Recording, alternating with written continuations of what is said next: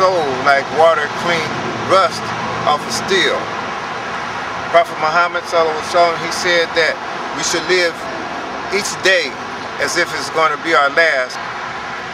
He also said that we should leave our families at least a year's maintenance and a place of residency. Death is a subject that we don't like to talk about. It is not a popular subject, but it is something that we all going to have to deal with one day, sooner or later. And so Prophet Muhammad said that the best use of your life is to prepare for your death. And while you have your health, prepare for your sickness.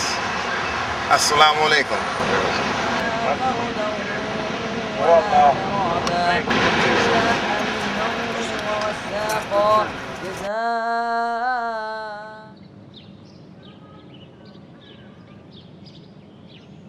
Secondly, we'll be dealing with death.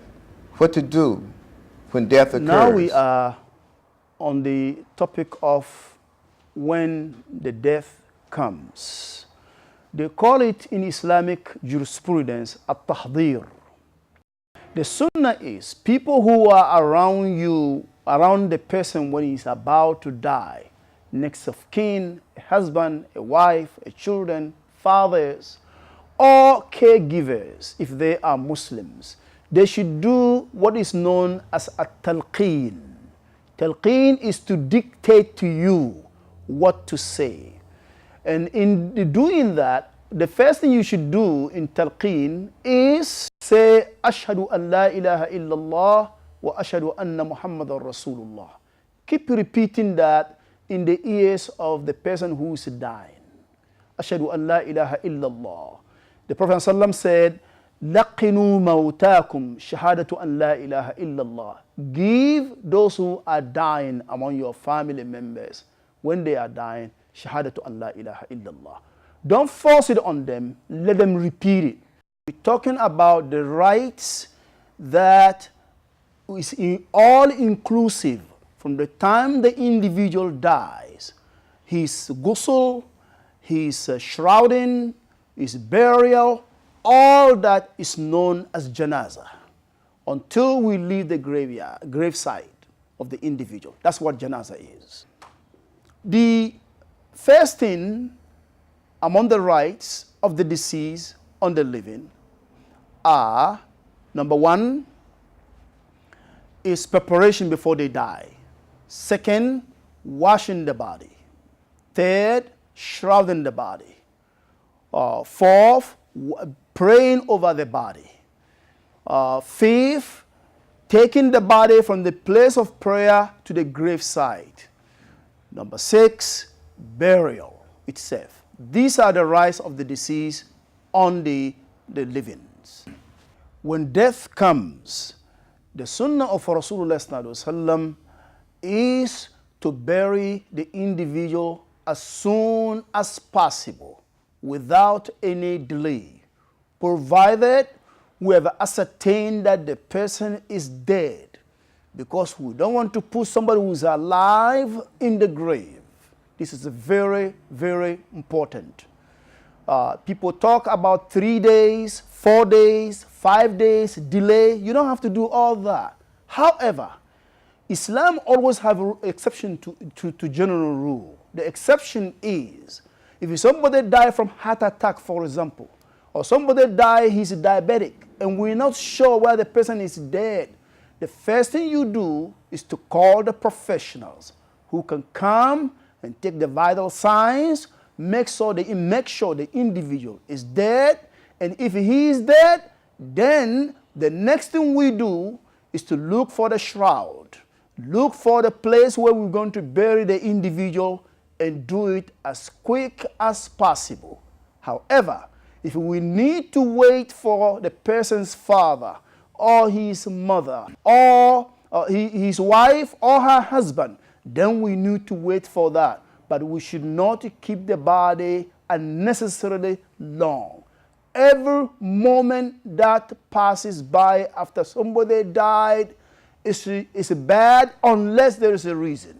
Allah will forgive you for that. بسم الله الرحمن الرحيم عَمَّ يَتَسَاءَلُونَ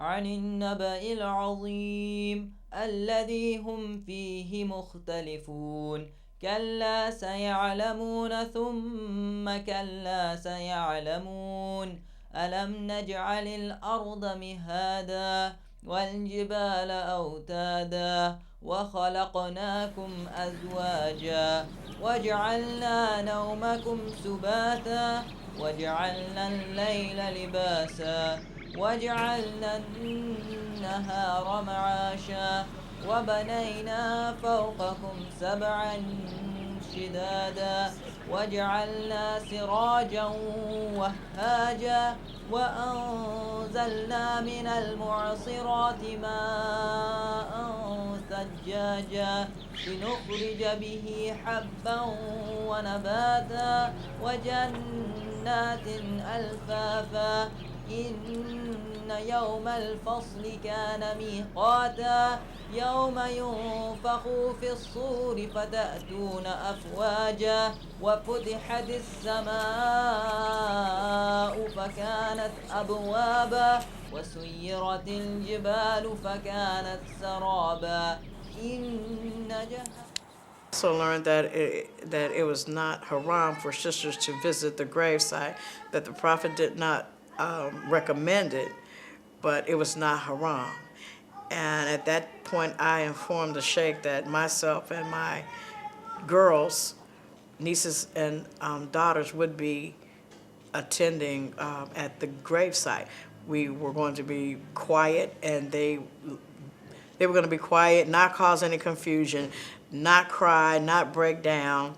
We were going to take a look and leave, and that's what we did. But my husband specifically told me that if women could not compose themselves, do not follow to the grave, do not coming to the room where he was being shrouded. But I do know that I was the only one allowed to be in there during the shrouding. I elected not to be. It was too close in there. It was too emotional for me, so that I did not do. But I did request that they leave his face out long enough for us to come in and to see him before they covered his face. Ghusl. Ghusl is to wash the body, the entire body. Remember now, the deceased person now is at your hands, and his right over you is to give him the best washing possible. Before even wudu, we give him istinja, wash his private parts. All this is done under the cover, and preferably wearing the gloves. You wash his private part.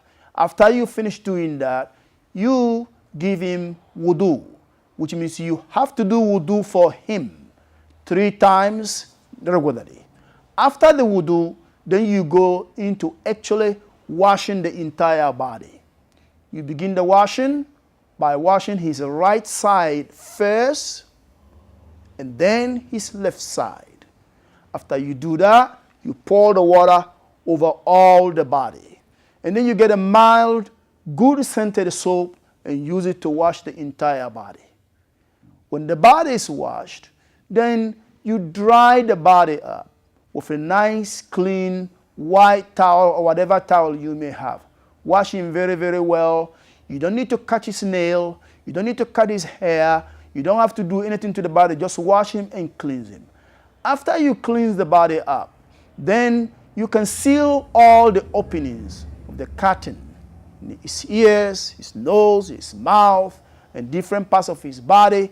After you do that, then we bring the shroud. For men, the shroud is known as al-kafan. And kafan is done for men 3 layers, where you cover him all the way up, and then first layer, second layer, and third layer.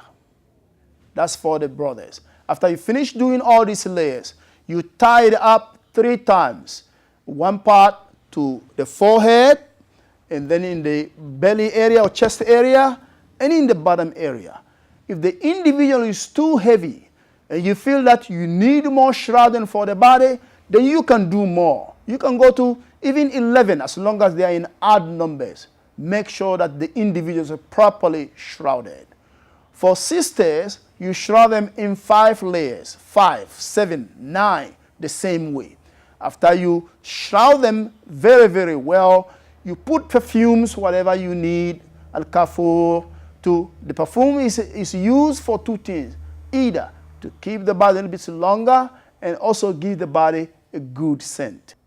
When an autopsy is being performed on individual, as they usually do here in America, and the body is open and there are fresh wounds and the blood is coming, it's very, very important to make sure that the blood is cleaned. If you need extra towel, to sneak them under the coffin, there's nothing wrong for you to do that. You can do that. If you need some bandage to make sure the blood is not oozing out, it's very, very important. All that can be done to protect the body. To begin the ghusl of the female, it is recommended that 2 to 3 people are used. When washing the deceased, it is essential to use proper protective gear, beginning with the face mask, non-transparent gloves to cover the hands, a full body gown, and shoe coverings. The washer or washers should be in wudu. We begin by making a dua and our intentions. أعوذ بالله من الشيطان الرجيم بسم الله الرحمن الرحيم الحمد لله رب العالمين الرحمن الرحيم مالك يوم الدين إياك نعبد وإياك نستعين اهدنا الصراط المستقيم صراط الذين أنعمت عليهم غير المغضوب عليهم ولا الضالين آمين. Oh Allah, we intend to wash our sister for the pleasure of Allah, and we pray that you accept this service from us. Ameen. Just before we proceed, we greet our sister in death, just as we would in life, with the greetings of Assalamu alaikum warahmatullah. Now we begin by removing all hospital tags, tubes, nail polish, hair ornaments or artificial hair, clothing, etc. from the deceased. During the entire procedure, the private parts of the deceased are kept covered at all times. Next, we gently press the abdomen in a circular motion to pass any impurities that may be lodged in the vaginal or anus. If any impurities are released, we rinse them away using the water hose. This can be easier done by lifting the leg of the deceased. We do this until the water runs clear. After the water has run clear, using our left hand, we wash the private parts of the deceased 3 times, making sure that we don't look upon them. After that, we place cotton in the anus and the vaginal area to prevent any leakage.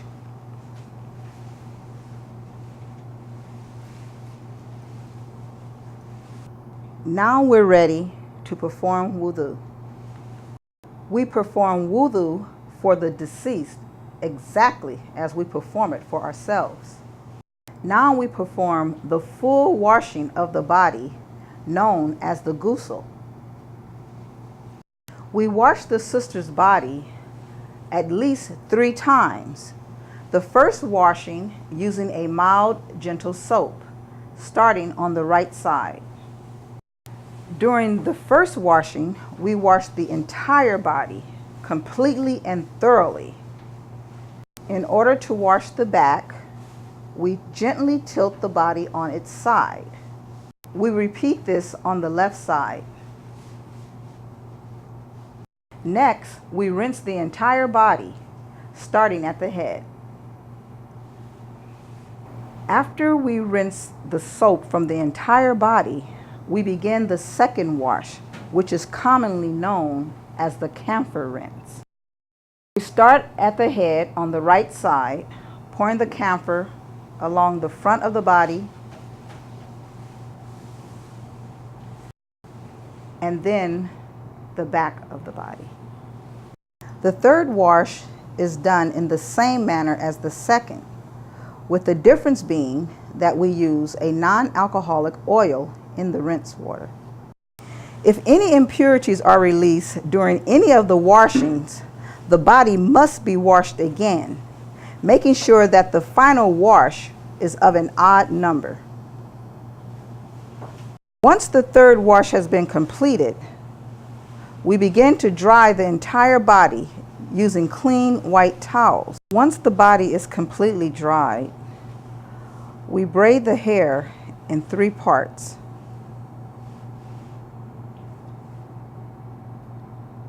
Now we are ready to shroud our sister. Now we place cotton in the ears, nose, and mouth of the deceased.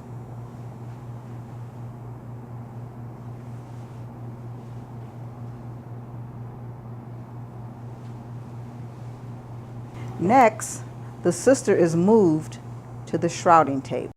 Consists of 5 pieces of fabric. The fabric should be 100% cotton, and it should be torn into the pieces and never cut. The first piece is the winding sheet. This piece will cover the entire body, including the head and the feet. The second piece is the breast sheet or the bodice. This piece covers the body between the breast and the hips. The third piece is the lower garment. This piece covers the body between the neck and the ankles. The next piece is the sleeveless dress, which covers between the neck and the knees. And the last piece is the head wrapper, which is sometimes called a hood. Now we'll begin to shroud our sister. With the dress being in place already, we begin to wrap the lower garment, with the left side coming over first. Now we wrap the right side over the left side, starting down at the feet and moving upwards towards the chest, tucking it snugly as we go along. With the lower garment in place, we now begin to wrap the breast piece in the same manner, with the left side going over first, the right side wrapped over the left side, snugly tucking.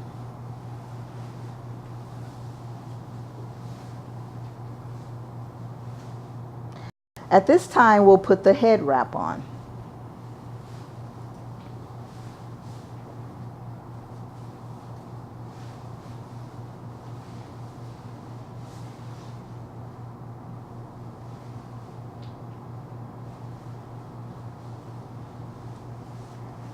The final piece is the winding sheet.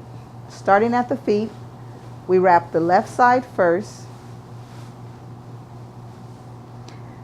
and then the right side is wrapped over the left side,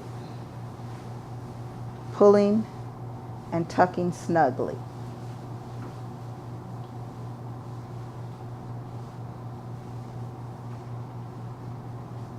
Lastly, the face is covered.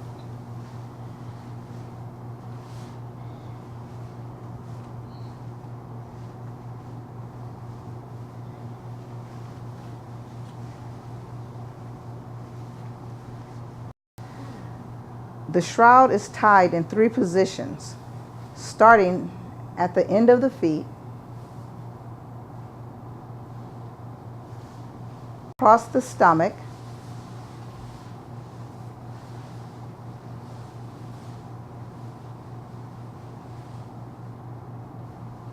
and finally at the head.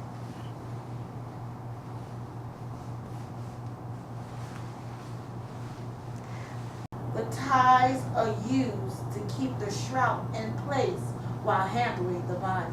Once a body is placed in the grave, all ties must be removed. This concludes the washing and shrouding of the female believer. I'm Sister Munira Abdullah Kareem. Assalamu alaikum. I'm Sister Naima Mustafa Madyoum. Assalamu alaikum. And I'm Sister Tarika Clark. Assalamu alaikum. La ilaha illallah wahdahu la sharika lahu lahul mulku wa lahul hamdu wa huwa ala kulli shay'in qadir. My dear beloved brothers and sisters, initially before you start the ghusl and the shrouding, you have to be in wudu. Then once you get in wudu, you clean yourself, then you prepare the garments for the ghusl and the shrouding. Normally it's a gown, disposable gown as you see right here. It's a prerequisite. And this is to keep you and your clothing from being contaminated by any fluids or liquids that come from the body, because no matter how beloved the person might have been, Allah might have used a disease or a real bad sickness to take them from here, and that might be toxic to the human being that's alive. So you want to protect yourself at all means possible from the contamination of any fluids from the deceased. You put on the gown,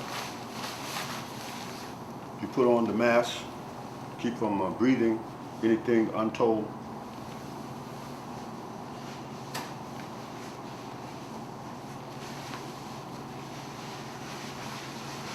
You put on the shoe protectors, because there's sometimes fluids and contamination on the floor when you have to mop and different things. To complete the uniform, you have on the gown, protective mask, the gloves, the foot covering. Some places furnish you or ask that you wear a net cap. From that point, you go to the body.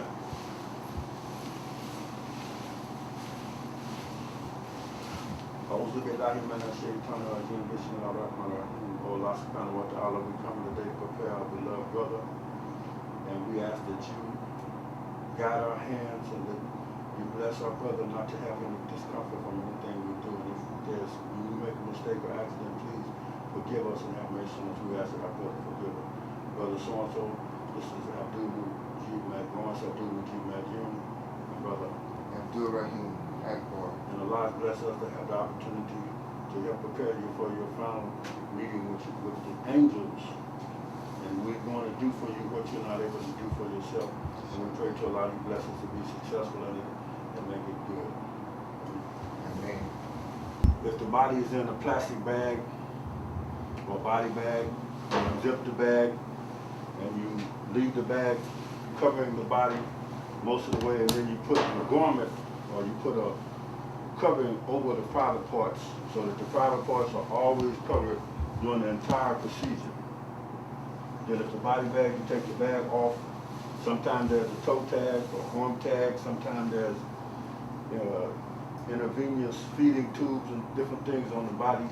You take all the things that's on the body that don't go with the body off the body. You be very careful in how you handle any material, and you put it in the waste disposal.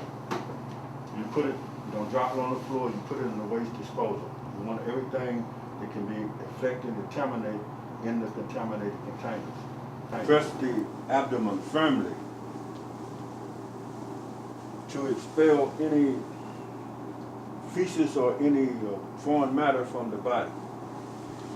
And you do it a couple of 3 times firmly to ensure that nothing is lodged in there. Then you take your hose and you lift up the leg on this side and you run the hose on the table to remove any foreign